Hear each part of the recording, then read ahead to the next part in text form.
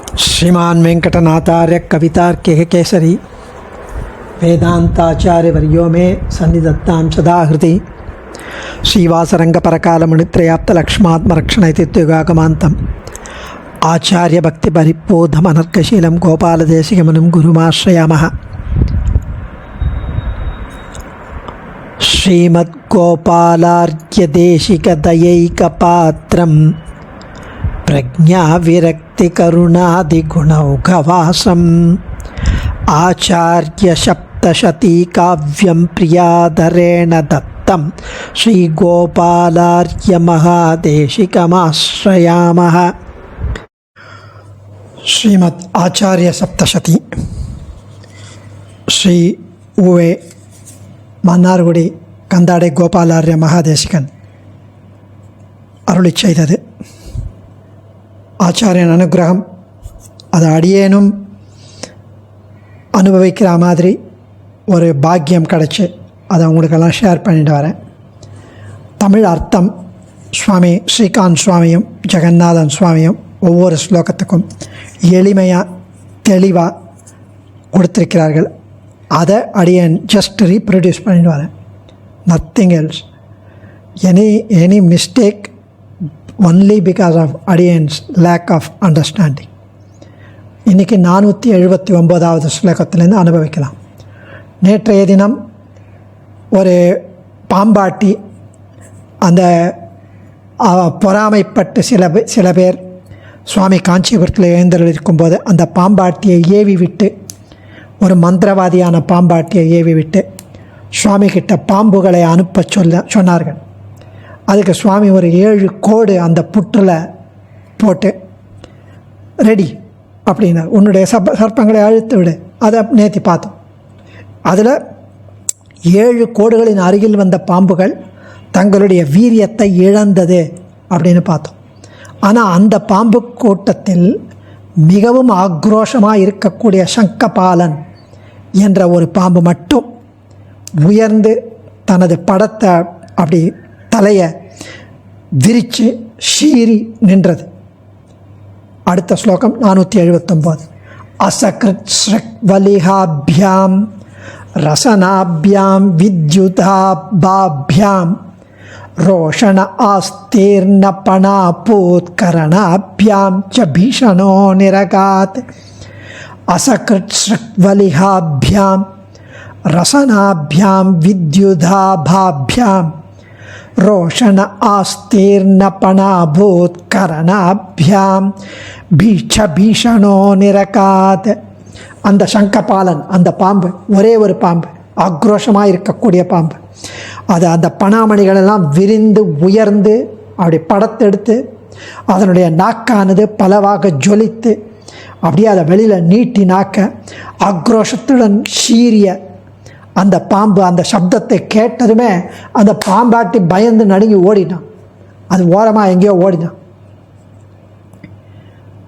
அடுத்த ஸ்லோகத்தில் 480 பகுரேகீமபி தீர்த்வா பர்யந்ததளஸ்பிருஷம் தமஸ்ராந்தம் அக்ராஹயது கிராஹிம் ஸ்தோத்ர பிராப்தேன வைனதேயேன. பகுரேகீமபி தீர்த்வா பர்யந்ததளஸ்பிருஷம் தமஸ்ராந்தம் அக்ராஹயது கிராஹிம் ஸ்தோத்ர பிராப்தேன வைனதேயேன. சுவாமி தேசிகன் வரைந்திருந்த எல்லா அந்த 7 கோடுகளையும் தாண்டி, கோடு போட்டார்லையே அதெல்லாம் தாண்டி அவர் இருந்த இடத்தை நோக்கி சீற்றத்துடன் அந்த சங்கபாலன் விரைந்து வந்தான், ஊர்ந்து வந்தான்.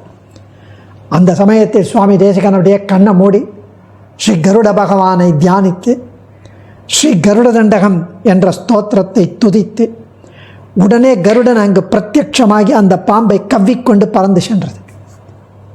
எவ்வளோ ஆச்சரியமா!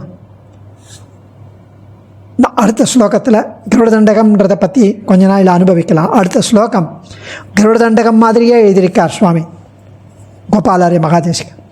உட்டீனே அண்டஜர ஜேதுண்டே நாதாய சண்ட குண்டலினம் கண்டிதமனு பாண்டித்யோ தண்டவதாச்சாரிய பாதயோரபதத். உட்டீனே அண்டஜராஜே துண்டே நாதாய சண்ட குண்டலினம் கண்டிதமனு பாண்டித்யோ தண்டவதாச்சாரிய பாதையோரபதத்.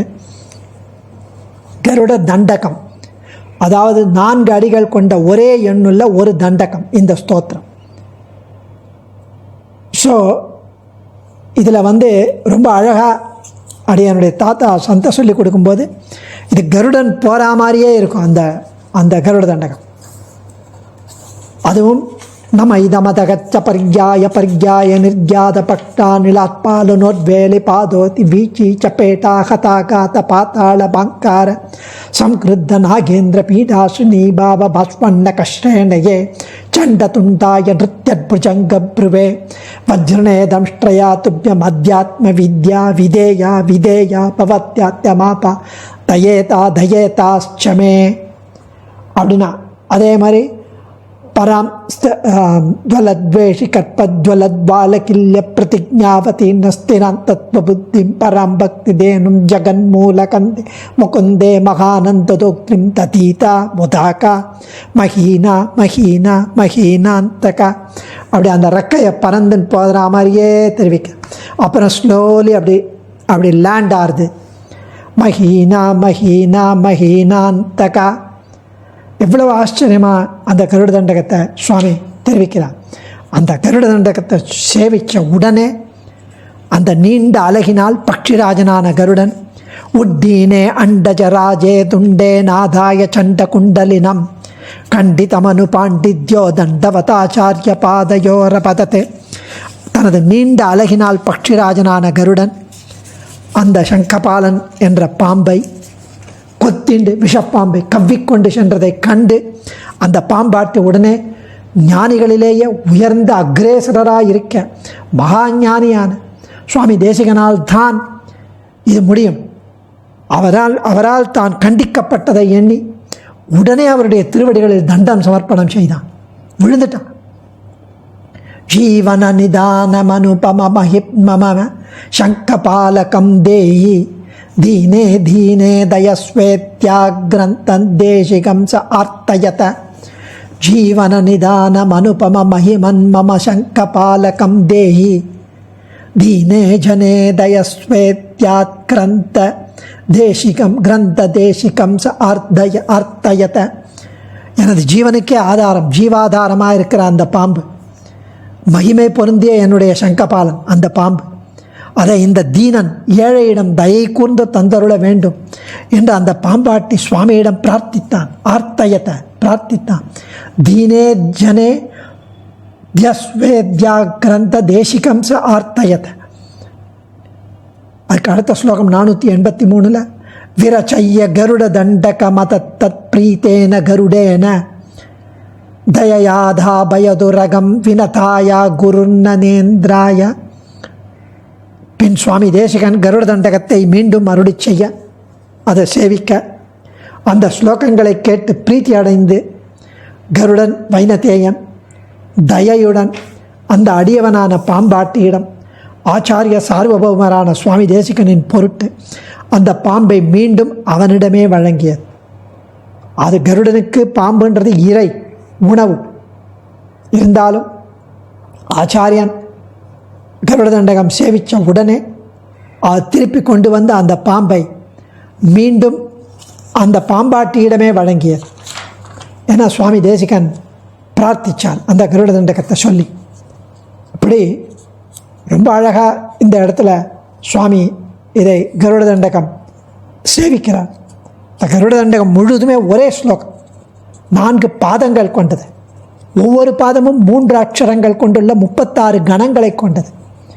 அந்த தண்டகத்திற்கு உரிய இலக்கணத்தின்படி ஒவ்வொரு அடியும் நகனம் ரகணம் இவற்றின் நேரிய சேர்க்கையால் விசித்திரமான வாக்கிய அமைப்பை உடையது.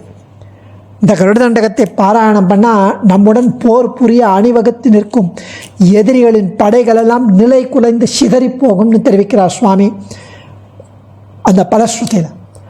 ஷட்ரிம் ஷட்கணச்சரணோ நரபரிபாட்டி நவீன கும்பகணக விசித்திர சித்திரஸ்தோயம் விகடயத் விபஷ்ச வாகினி வியூகம் அப்படின்னு விஷ்ணுரத தண்டகோயம் விகடயத் விபட்ச வாகினி வியூகம் விசித்திர சித்தித சோயம் வெங்கடேத விபச்சிதா கருடத்வஜ தோஷாய கீதோ கருடதண்டகா. இந்த கருடதண்டகத்தை அனுசந்திப்பதால் எதிரிகளில் வரும் தீங்கு ஒழிவது மட்டுமா, நாம் நினைத்த பலன்களையும் அற்புதமான வகையில் சாதித்து தரவல்லது இந்த ஸ்தோத்திரம். கருடனையே கொடியாக கொண்ட எம்பெருமானுடைய திருவுள்ளம் மகிழ்வதற்காக இந்த ஸ்ரீ வெங்கடேசன் என்னும் வேதாந்த தேசிகன் அடியேன் இதை இயற்றினேன். எல்லோரும் அனுசந்தித்து எல்லா பயன்களையும் பெற்று மகிழ்க என்கிறார். விசித்திர சித்திதோ சக அயம். பல்வகை காரியங்களையும் சாதித்து தருகின்ற மிக பெருமை பெற்ற இந்த கருடதண்டகம் கருடத்வஜ தோஷாய எம்பெருமானின் மகிழ்ச்சிக்காக வெங்கடேச விபச்சிதா, வெங்கடேசன் என்னும் வித்வானால் கீதா பாடப்பட்டது என்று தெரிவிக்கிறார் சுவாமி. அவ்வளவு ஆச்சரியமான கருடதண்டகத்தை தினம் அனுசந்திக்கணும், தினம் சேவிக்கணும். 2 நிமிஷத்தில் முடிஞ்சிடும். மனப்பாடமாக திறந்துட்டுனா ஒரு தடவை சேவிக்கிறதுக்கே 2 நிமிஷம் 3 நிமிஷத்தில் முடிஞ்சிடும். அதுக்கு அடுத்த ஸ்லோகம்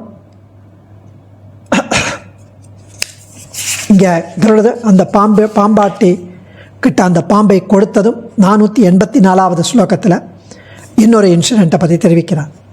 புனரப்யஞ்சன சைலம் கத்வா வினிவிருத்திய குத்திர சின்னகரே பாகா சௌகர்யேனானாஹாரோ அசேத குருரத கதாச்சித். புனரப்யஞ்சன சைலம் கத்வா வினிவிருத்திய குத்திர சின்னகரே பாகா சௌகர்யேன அனாஹாரோ அசேத குருரத கதாச்சித். ஒரு சமயம் பின்னாடி ஒரு காலத்தில் இன்னொரு சமயம் சுவாமி தேசிகன் அஞ்சனகிரி என்று அழைக்கப்படும் திருமலைக்கு சென்றார். போயிட்டு அங்கிருந்து திரும்பி வர வழியில் ஒரு நகரத்தில் தங்கினார். ஒரு இடம், அந்த இடத்தில் பகவானுக்கு ஆராதனம் செய்து தளிகை பண்ணுறதுக்கு சௌகரியம் இல்லை. அந்த இடத்துல ஏதோ சுத்தமாக இல்லையோ, அதனால் சுவாமி பகவானுக்கு பிரசாதம் சமர்ப்பிக்காமல் தானும் ஏதும் உண்ணாமல் அங்கேயே தங்கினார். அந்த நாள் அன்று இரவு 485 ஆபணிகோ அப்யேத்யாபனதாரியம் விபணௌ சிதோஹயச்சரதி நூனம் சகி பாவத்கஹ பதபங்க்த்யா பிராபிதோ அஸ்மி யதிஹாஹம். ஆபணிகோ அப்யேத்யாபனதாரியம் விபணௌ சிதோஹயச்சரதி நூனம் சகி பாவத்கஹ பதபங்க்த்யா பிராபிதோ அஸ்மி யதிஹாஹம். அந்த கிராமத்தில், அந்த இடத்தில், அவர் தங்கியிருந்த அந்த இடத்தில், சுவாமி தேசிகன் தங்கியிருந்த திருமாளிகையின் வாசலில் ஒரு வணிக வியாபாரி ஓடி வந்து சுவாமி தேசிகனிடம், ஒரு வெள்ளை குதிரை என் கடை தெருவில் வந்திருக்கிறது என்றார். லவணம் லேடி குளுத்தம் கபலி குருதே திருணேடி சடகம் ச அர்வந்தம் சர்வந்தம் சர்வம் தம் தே நிவர்த்தயஸ்வேதி. லவணம் லேடி குளுத்தம் கபலி குருதே திருணேடி சடகம் ச அர்வந்தம் சர்வந்தம் சர்வம் தம் தே நிவர்த்தயஸ்வேதி. அது கடைகளில் உள்ள உப்பையும் கொள்ளையும் தானியங்களையும் மற்றும் உள்ள இலைகளையும் நக்கியும் மென்றும் சாப்பிடுகிறது. அந்த கடைக்காரன் ஒரு வணிக வியாபாரி. அவன் வியாபாரத்தில் பண்ணிட்டு இருக்கும்போது அந்த சாயங்காலமாக இருக்குமோ என்னமோ, ராத்திரியோ முன்னிரவாக இருக்கலாம், அவன் சுவாமி தேசிகன் அந்த மாளிகையின் வாசலில் திண்ணையில் தங்கியிருந்தார் போல் இருக்கு. அந்த திருமாளிகையின் வாசலில் ஒரு வணிக வியாபாரி ஓடி வந்து சுவாமி தேசிகனிடம், ஒரு வெள்ளை குதிரை என் கடை தெருவில் வந்திருக்கு அப்படின்னு சொன்னார். அது இல்லாமல் அந்த குதிரை அந்த கடைகளில் உள்ள உப்பையும் கொள்ளையும் தானியங்களையும்